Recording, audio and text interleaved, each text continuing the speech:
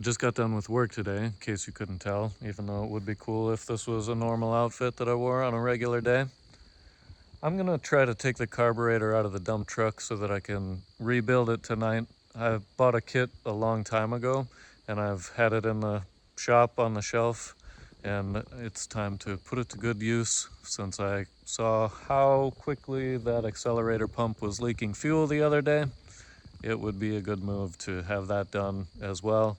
Even if I'm just using this around the yard, it would be best if I'm not spreading gas everywhere that I go. So I'm gonna change into my work clothes and I'm gonna get that carburetor out.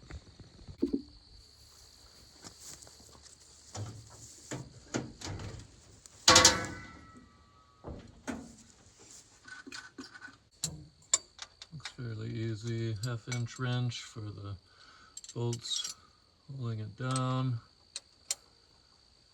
3/8 for the,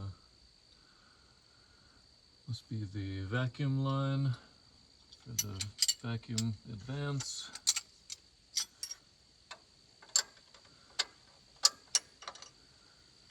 Half-inch for the fuel line. What do we got for the throttle linkage? Little clip. Cool. Slotted screwdriver for the choke, manual choke. 11/16, yes.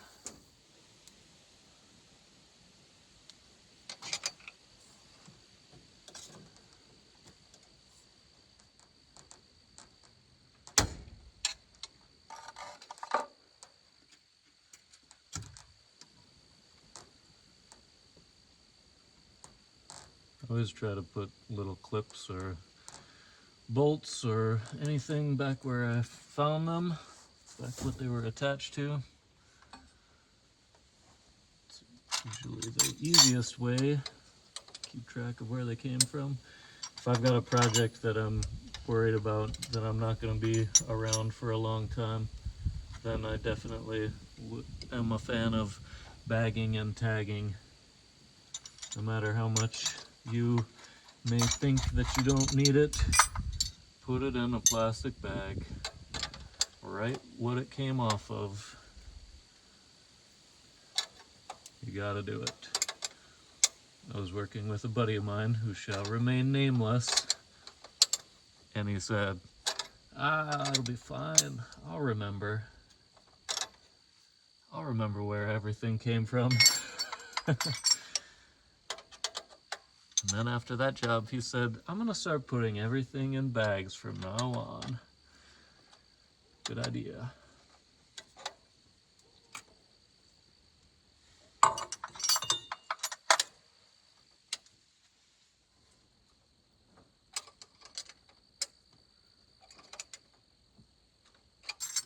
Okay, and then just the nuts that hold the carburetor down. And we should be good.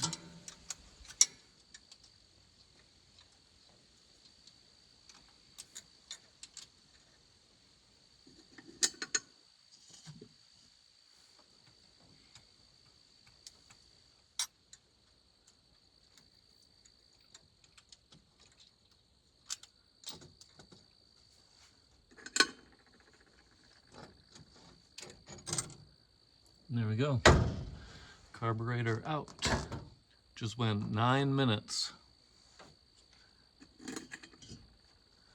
So no matter what the counter says on your edited video, had that out pretty quick. I'm happy with that. Thread these back on for safekeeping. Just a little bit. Don't need to be very far on, just on enough. And I'm gonna go and get a rag. I forgot a rag for stuffing in the intake manifold. Keep any critters out of there, even though I hope to have this carburetor installed tomorrow morning. Stranger things have happened than critters crawling into an intake manifold in less than a few hours. And the wing nut for the air cleaner I'm going to set right there on top of the intake manifold.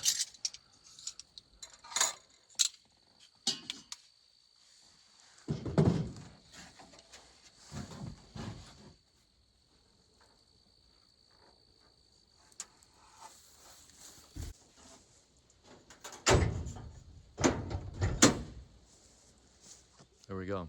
Now, at my leisure, I can rebuild a carburetor tonight, and I don't have to worry about the sun going down. We made it into the shop. I've got the carburetor from the dump truck, and I also have the master cylinder for the clutch, for the hydraulic clutch.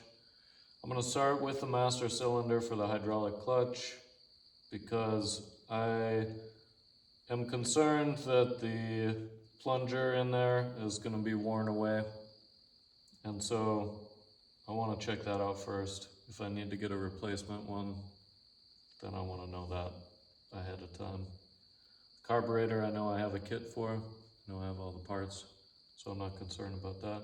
I put some new brake fluid in here the other day. I'm gonna drain that into my container of old brake fluid. It's important when you clean up any of these master cylinder or wheel cylinder or whatever you happen to be cleaning up, that you only use brake fluid. Don't use any sort of fluid that can be corrosive. You don't want to use gasoline, you don't want to use anything, mineral spirits, because that rubber can get eaten away super easy, the rubber for the plunger inside the cylinders. And so I'm probably going to use my old brake fluid to clean out the majority of this, because there's a lot of gross stuff in here that can be cleaned out with mildly dirty brake fluid, and then I'll switch to the brand new stuff when I get to the final clean.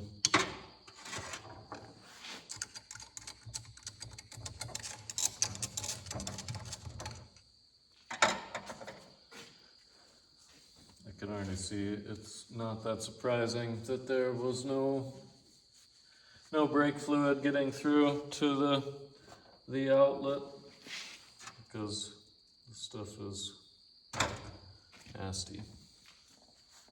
I'm going to start by taking out this little snap ring, and when I do that, it should release the plunger. There's going to be some tension on there, so I'm going to try not to fling it across the room.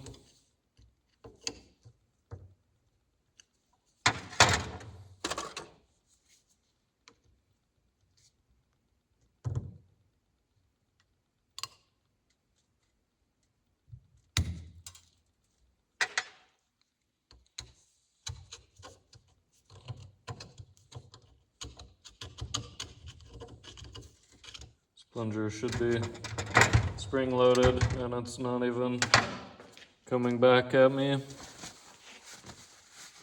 which means there's probably quite a bit of corrosion on the walls of the cylinder, preventing it from even moving. Sometimes if you push it back and forth, you can get it to move a little bit.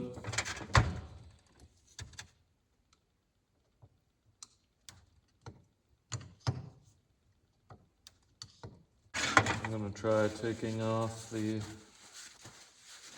outlet side of it, and maybe I can push on the back side of that plunger.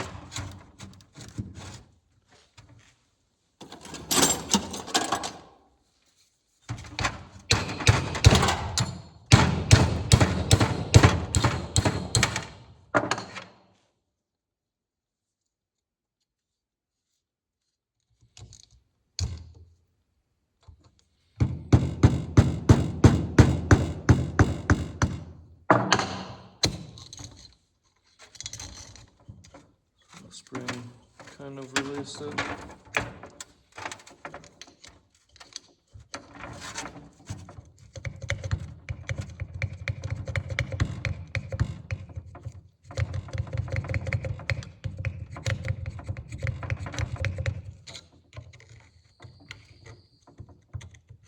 shouldn't be anything keeping this in anymore after you take out that snap ring. So it's just corrosion. There we go. So sometimes just pushing it back and forth is enough to get it to break free.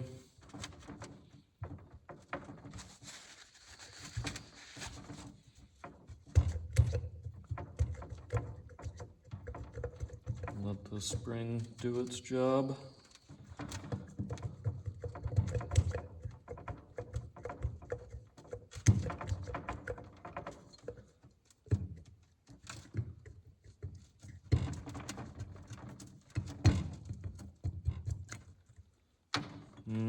Yummy. Look at that.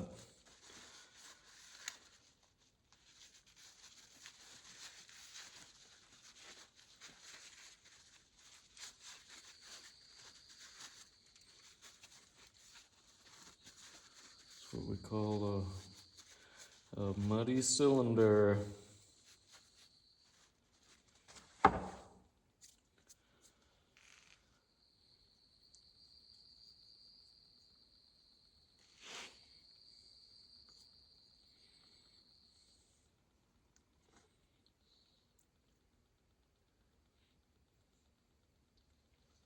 Yeah, so that's the orientation that came out.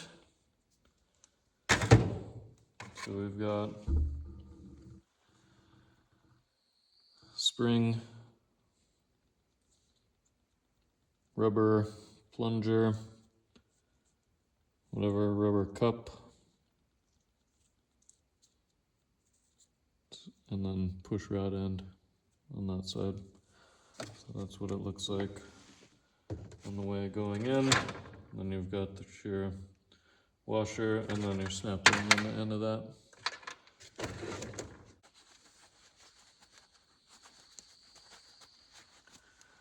This cup is pretty gross. Plunger is pretty gross. I think it can get cleaned up okay.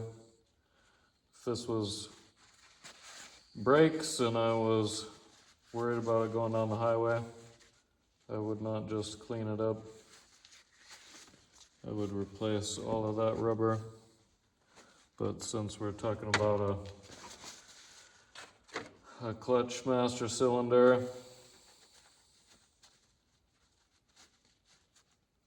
I'm probably not going to care.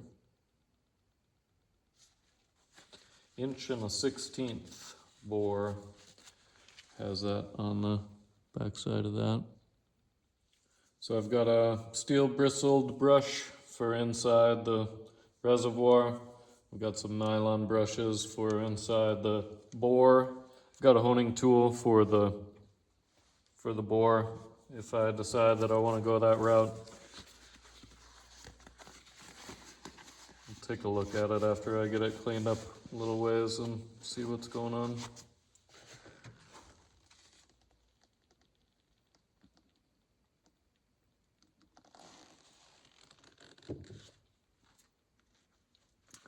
Now at least we're getting fluid through the reservoir into the bore. So we've already gained something.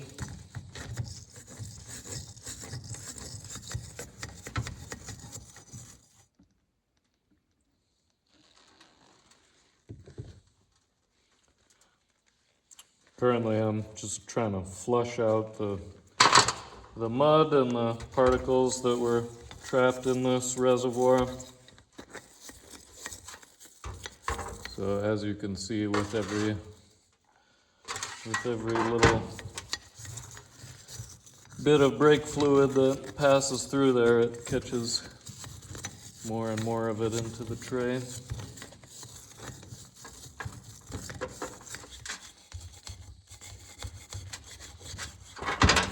Switch over to the nylon brush for inside the bore. Clean that up a little bit.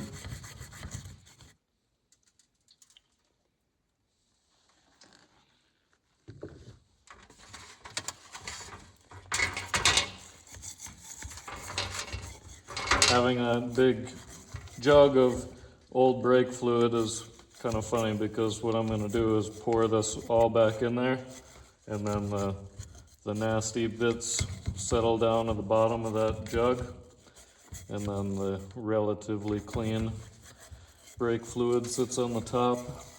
And so I've done this process more than once. It's almost like self-cleaning brake fluid.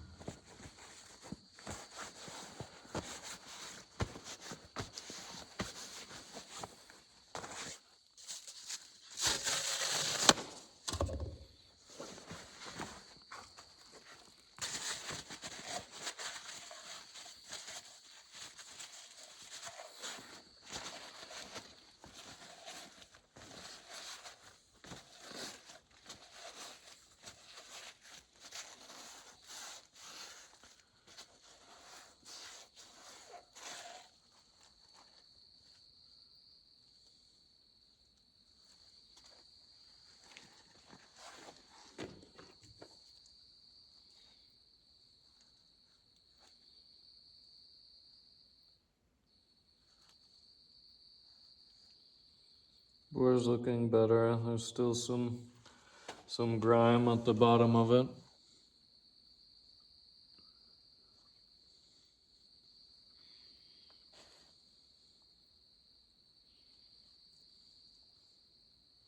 I think it would probably be the best idea to hone that out.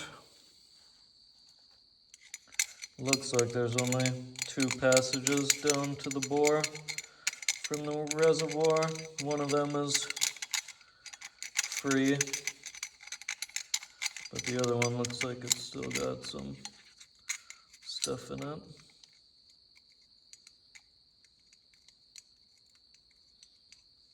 And usually those are very small passages.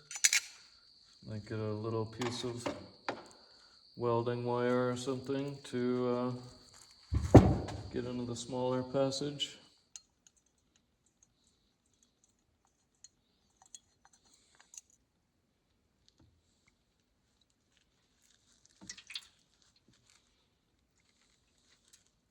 Now we're going to set up the honing tool,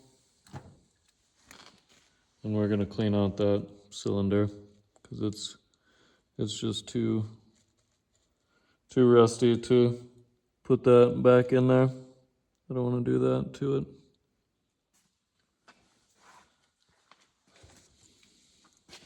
So for honing, I've switched to the new brake fluid. From now on out, it'll be nice new brake fluid that we're using in this project. They want the grinding stones of the honing tool to be dipped in brake fluid. That helps with lubrication. And then I'm gonna make sure that I keep moving this in and out as I hone, because you don't want it to sit in one spot.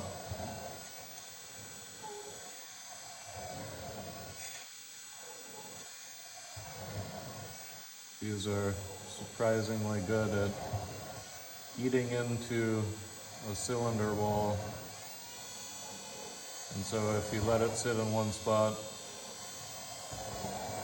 then your cylinder will not match your cup anymore, not match your plunger.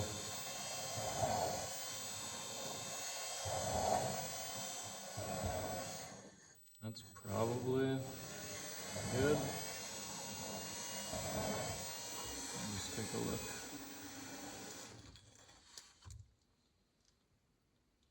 Certainly looks rusty.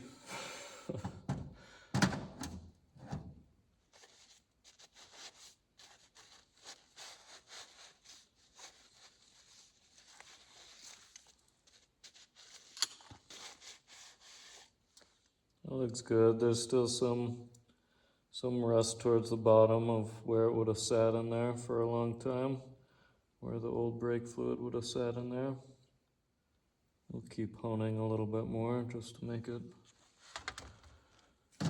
look nice.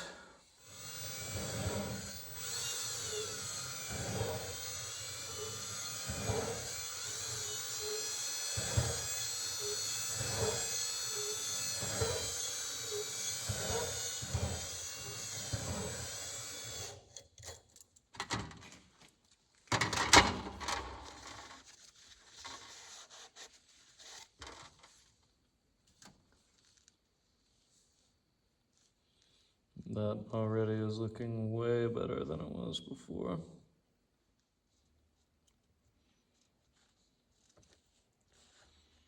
That's the bottom of it. And you can see a little bit of a rust patch there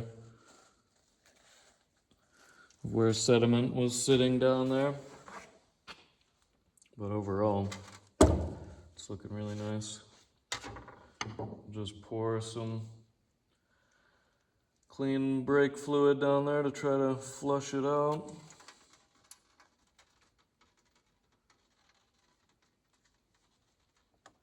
We're also going to want the walls of the cylinder saturated in clean brake fluid when we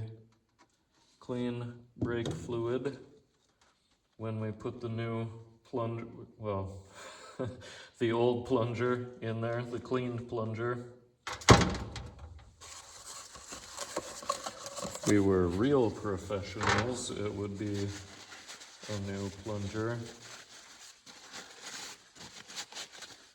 And a lot of time those kits are like $1.30. So I should be embarrassed that I'm putting the old plunger back in, and also I don't care. It actually cleaned up pretty nice with the nylon brush. With the nylon brush. Having trouble speaking tonight. Probably because I've been going on no sleep. All work. But it did clean up nice with the nylon brush. So if I was making anything more serious than a yard truck, I would take the time to order the parts and wait for them to arrive.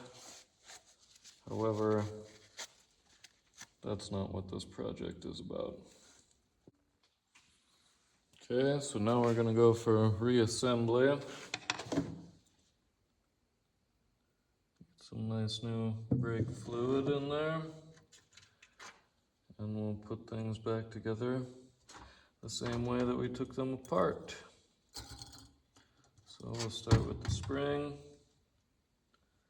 Then this cup fits in there.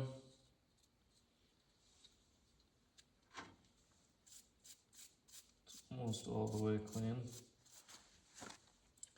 You want to make sure that these cups don't flip when you put them in there. And they're essentially going backwards of the way that they should. But if you've bored out your cylinder too much, or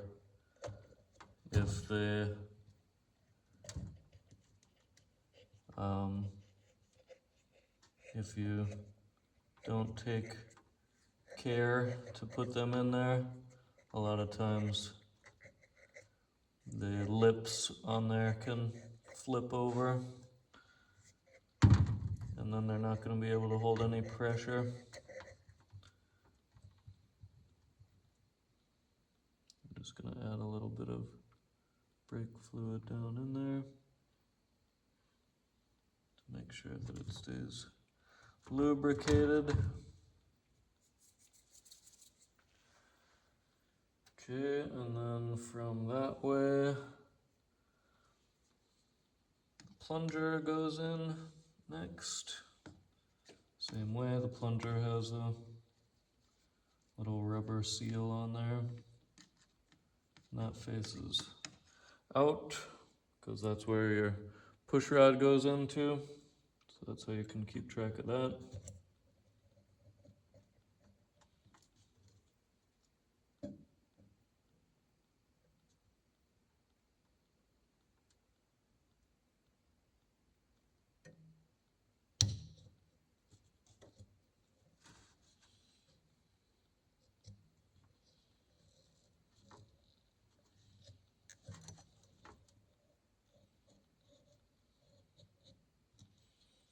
Again, you want to make sure that that lip did not flip.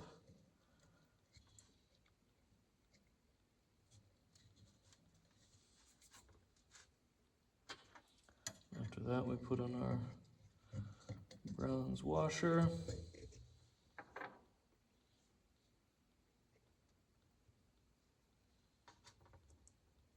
And then the snap ring.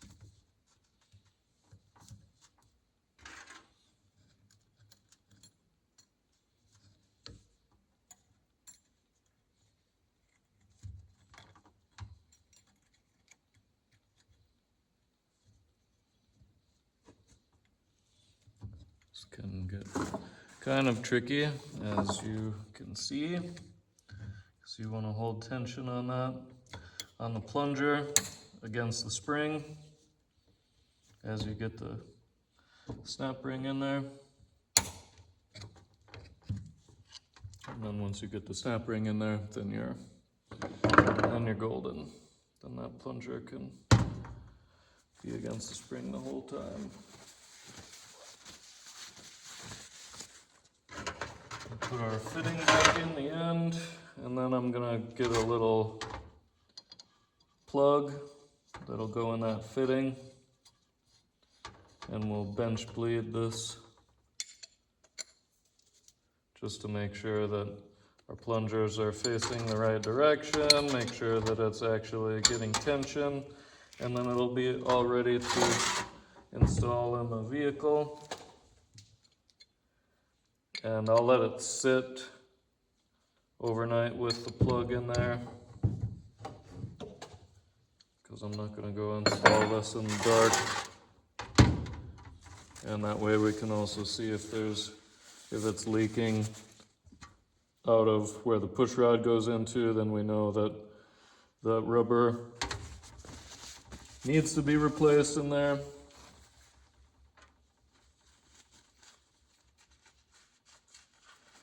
The plug is not an awesome seal, so it might leak a little bit out of the plug, but that's okay. Okay, so now we've got our plug in there, and we're going to put new brake fluid in there. And as we push down on the push rod, we should see bubbles come out of there as the master cylinder tries to bleed itself.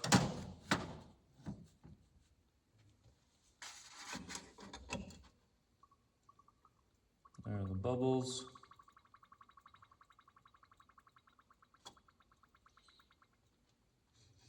I'm sure you can hear them, but you can't see them. I can see them.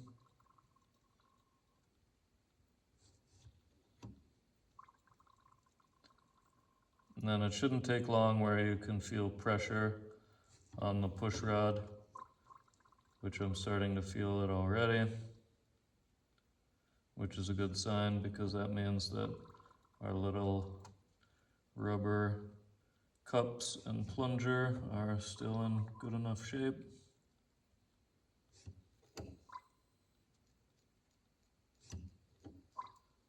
And that means that when we install it, it's going to be able to move fluid just fine. Starting to see a little bit of fluid come out of the plug. But there we go. Bled. Master cylinder bled. Bench bled.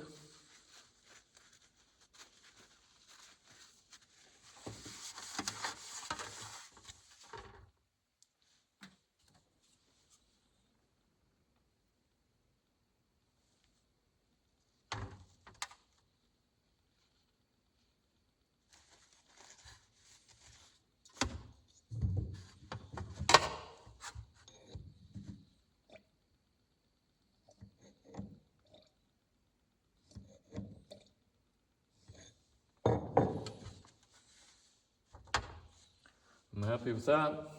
I'm gonna leave it in our little tray all night so that if it does decide to break free, then it's contained.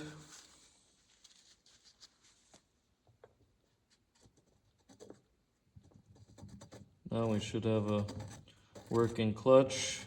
Don't know what sort of shape the slave cylinder's in, but at least now we'll be able to move fluid through the system. We can bleed the slave cylinder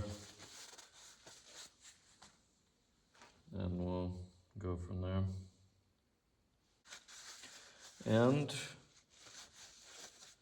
drink a little more coffee and we'll move on to the carburetor. You don't have to drink coffee. I will. We got the master cylinder done. That's looking in good shape. We've got some coffee drank. Now we're going to move on to the carburetor. Most important thing, the carburetor, is to keep the ancient tome of directions in good shape. I found this book in a place that was going to throw it away, and I reference it all the time now. So we have here a Holly 2300 carburetor. We're going to be looking on page 292. Bench adjustments are going to be on page 298.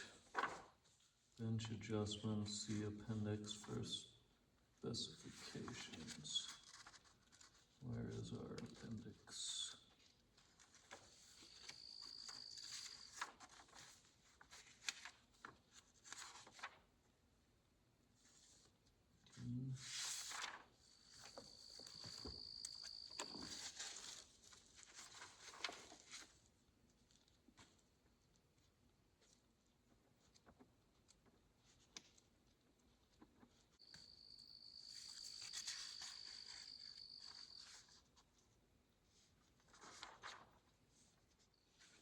And by appendix.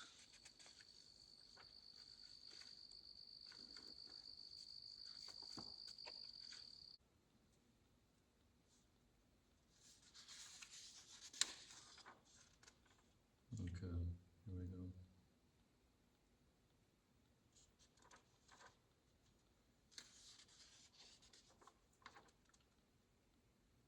In the Ford section. Can save that page as well. Get our bookmark in there for that. I've got another book if I need to as well. Sometimes I'll reference back and forth. The place where I get my carburetor parts from is great for getting carburetor parts. They used to always give me a paper sheet of cutaway of the carburetors, and they don't do that anymore. It's all online now. And who wants to go online? I also probably have, I know this is not the first Holly 230 that I've taken apart and rebuilt, so I probably have a printout from back when they used to provide that. So if I really get lost, I'll go and reference that. But I don't think I'll get lost. He says as he dumps all the small parts onto the workbench.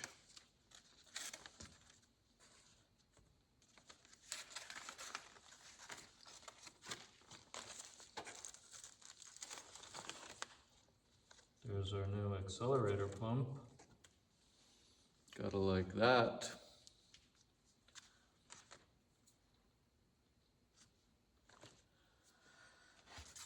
So the most important thing after keeping the book clean is making sure that when you take this stuff apart, you know how it goes back together. Again, usually I reference that by taking photos of every step. Today, we have it on film. So we'll just follow the steps of the book, and then if I get lost, I'll look at the movie afterwards. Okay, we'll try that view. Top down. So the first thing in our book, remove the 4 fuel bowl attaching screws and slip the fuel bowl and metering block from the main body. That would be these. And we're going to invert the carburetor and remove the 5 throttle body to main body screws. Separate the throttle body from the main body. I thought I heard from a different friend of mine that he was asked to rebuild this carburetor not too long ago. And all these gaskets are looking, so far, very clean. I wonder if it's only the accelerator pump that's rotten. I also wonder if possibly the screws just needed to be tightened. I'm gonna skip ahead a few steps, because that's always a great idea to not read the directions and just go right into it. But all of that gas looked like it was leaking out of this accelerator pump. And so that's what I really am curious to see first.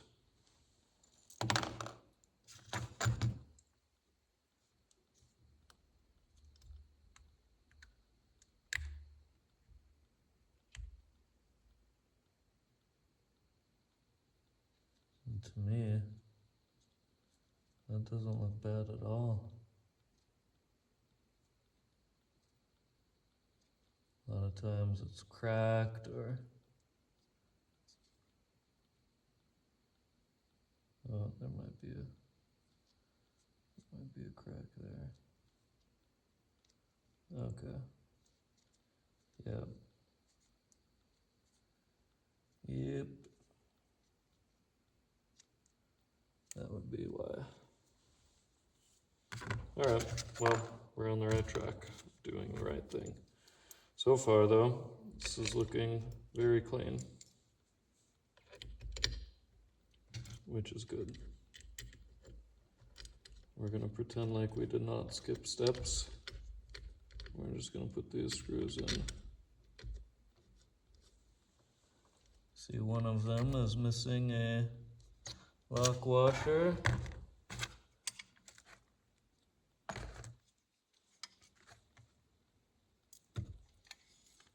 Invert the carburetor.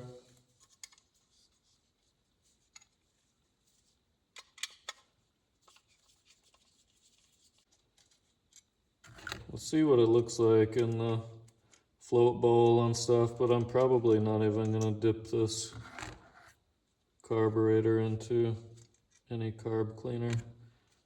It looks really nice from the outside. These gaskets do not look old. There's a little bit of grime already, but I doubt these passages are blocked. Seems to run fine.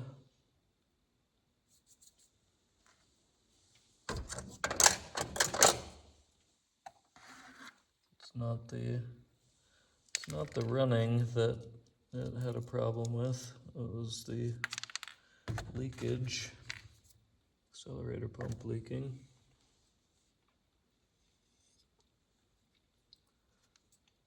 That little bit of mud wasn't even from a passage. That was from probably a little hornet or something.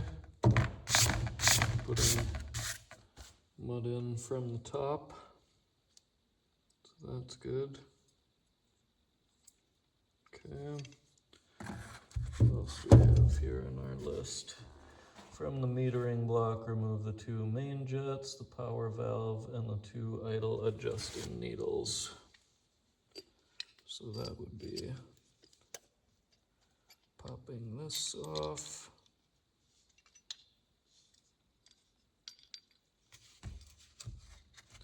There's our float bowl. Again, some sediment, that fine rust particles from the tank.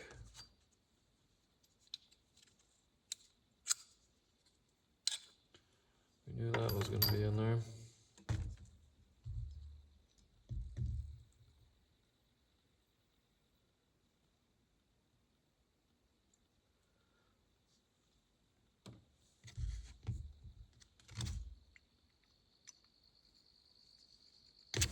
But yeah, still looking very clean.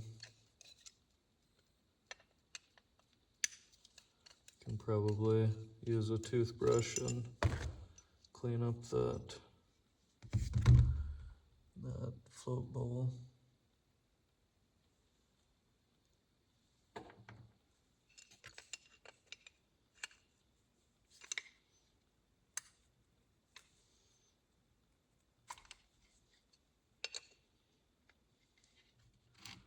Both the same.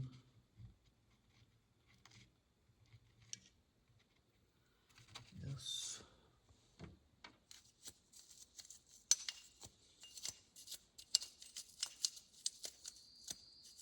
Yeah, I'm probably just going to use a little bit of compressed air.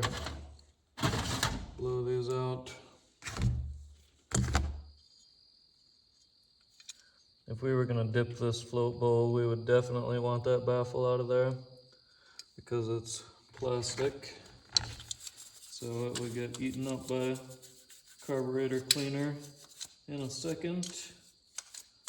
But since we're pretty much just gonna use a compressed air clean, I'm not gonna worry about it.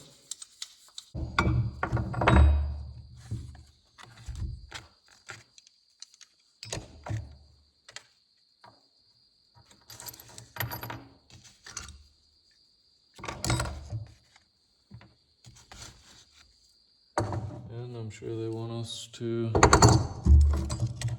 then do the accelerator pump, which from the bottom of the bowl, yes, accelerating pump, diaphragm, cover the diaphragm and the return spring.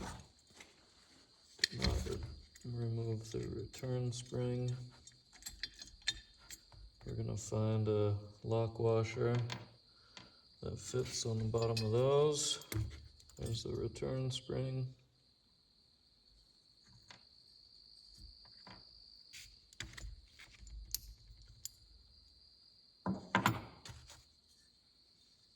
Okay, there's a little caged BB in there. Okay, well, I'm gonna blow this out and clean this up. Okay, we've got it all blown out. Now we'll put it back together.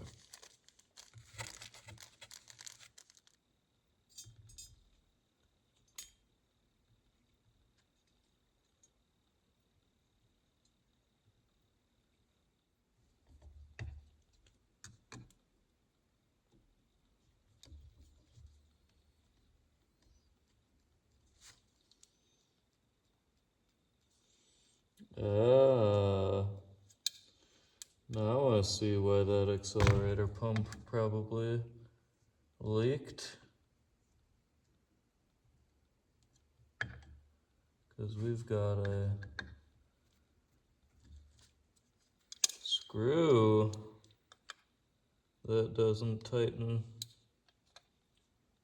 Isn't that a bummer? So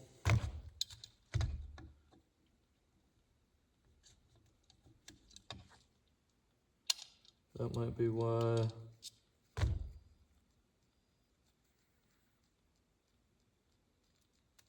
there was no lock washer. Try to get an extra little bit of thread out of it.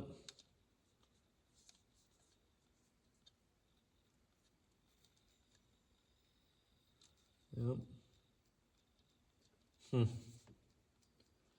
Interesting.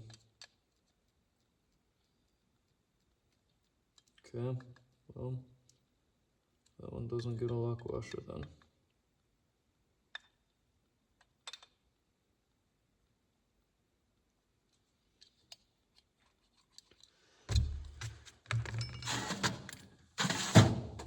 Makes me a little nervous.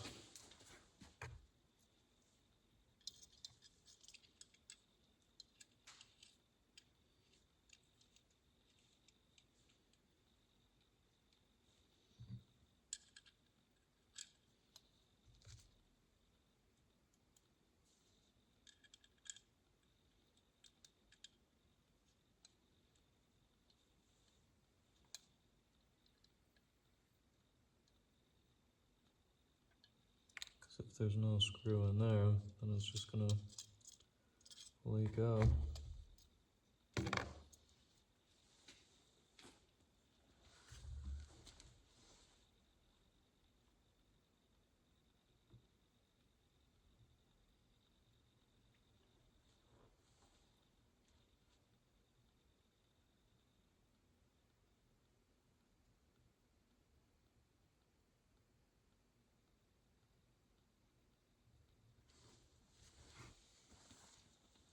Well, we're gonna have to do some investigating on that one.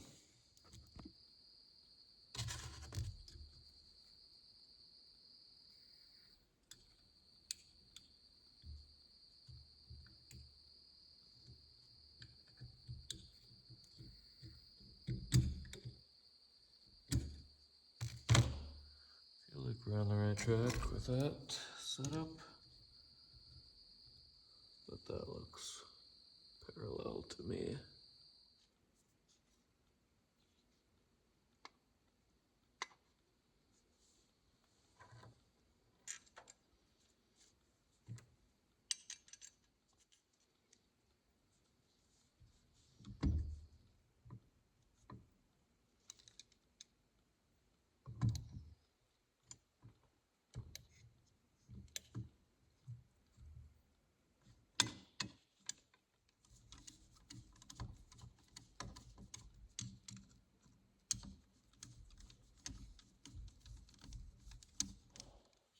And there we go.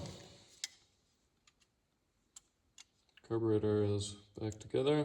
Should be all clean. Hopefully it does not leak through the accelerator pump anymore.